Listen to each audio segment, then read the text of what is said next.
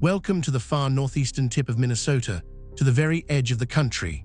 In this real-time hike, we will walk a quiet forest path toward a sound that grows louder with every step, stand at the brink of a waterfall that plunges 120 feet into a wild gorge, and follow a river that is also an international border.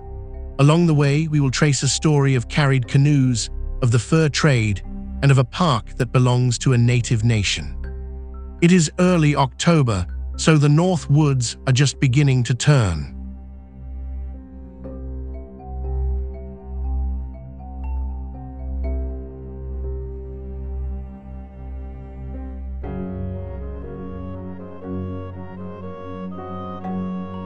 First, where are we?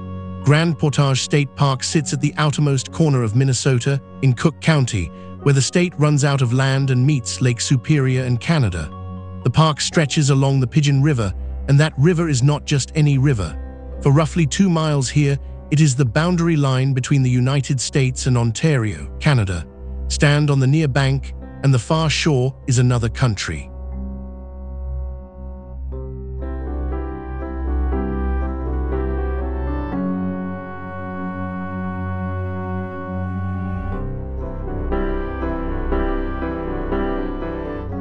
This is a small park, only about 278 acres, and it is day use only with no campgrounds, but it protects something rare. The forest here is a meeting of two worlds, northern hardwoods of birch and maple giving way to true boreal forest of spruce and fir on the higher ground. A half-mile of paved path leads gently inward, and for now the river stays hidden, off to the side, gathering itself for a fall.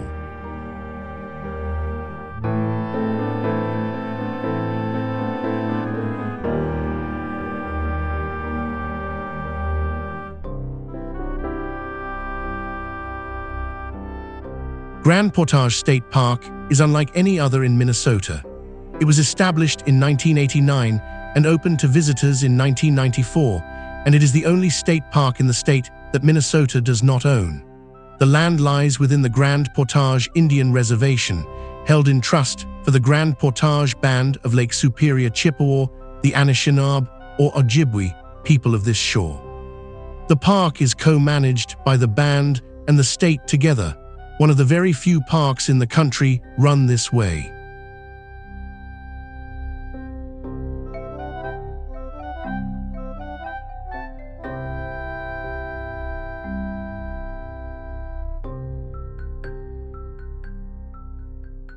The name Grand Portage means the great carrying place. Downstream of here, the lower Pigeon River drops through a run of falls and rapids that no canoe can pass. So for countless generations, the Anishinaabe carried their canoes and loads overland, on a foot trail about 8.5 miles long, from the interior down to Lake Superior, bypassing the wild water entirely.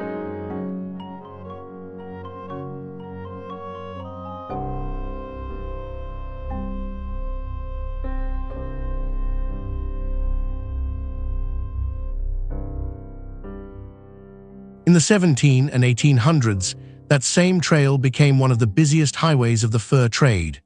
The Northwest Company made Grand Portage its inland gateway, and voyageurs shouldered heavy packs of furs and trade goods along the carrying place, linking Lake Superior to a vast network of rivers reaching deep into the continent. The falls that blocked the boats were the very reason this place mattered.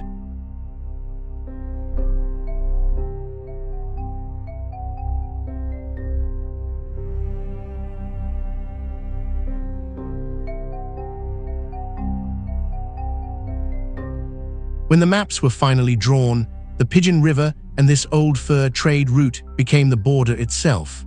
The line between the United States and Canada was set to follow the traders' customary path through the water. So the river below us carries not only history, but a national boundary quietly through the trees.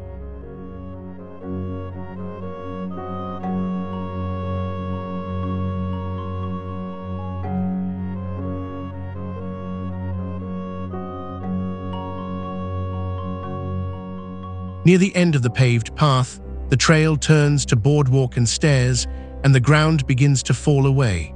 You hear the falls before you see them, a low, steady roar rising out of the gorge. 3 viewing platforms are built into the rock, and the middle one is reachable by everyone without a single stair.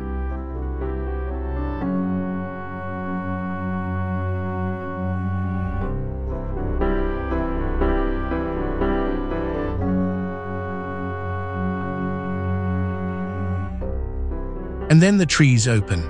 High Falls of the Pigeon River drops 120 feet over a wall of ancient dark rock, a broad curtain of white water thundering into the gorge below. This is the tallest waterfall in Minnesota. In autumn, with the birches turning gold along the rim, it is one of the great sights of the North Shore.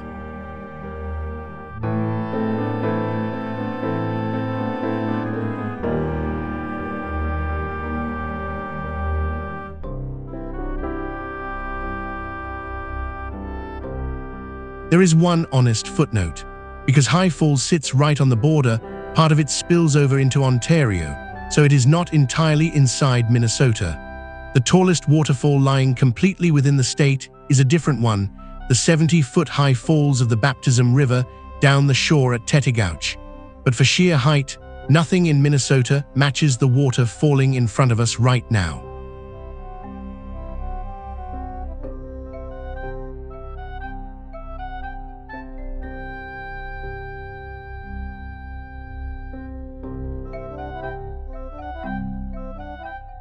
Below the falls, the Pigeon River races on through a steep, rocky gorge framed by spruce and golden birch.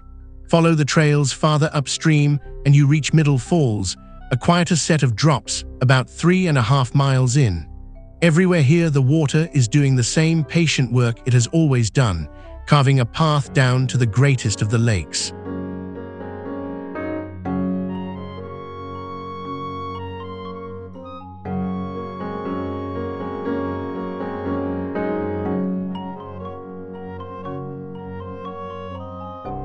We came in early October, and the season is only just beginning. The forest is still mostly green, lit here and there with the first yellows and reds of a Northwoods autumn. In a few weeks, this whole gorge will blaze with color, but there is something to be said for the quiet turning of it, caught right at the start.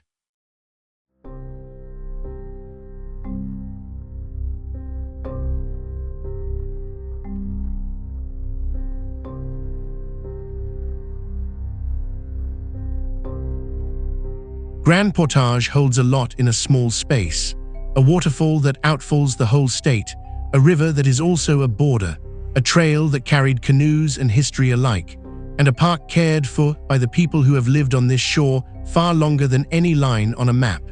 It is a fitting place to stand at the edge of the country and look across the water.